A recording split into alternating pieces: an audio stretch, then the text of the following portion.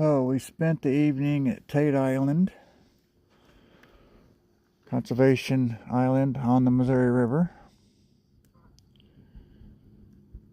This is the view on this Sunday morning.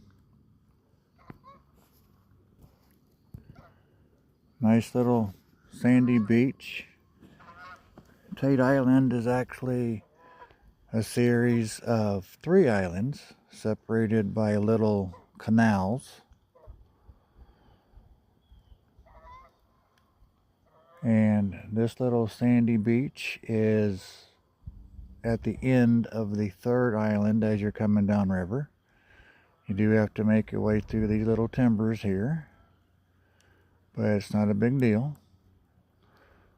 Last night we came through right here.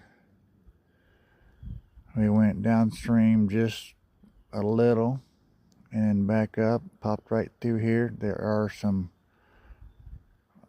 underwater timber sticking up that we did touch as we came through. Wasn't a big deal.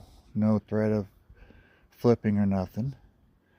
I don't think we'll have any problems getting out this morning as the river came up.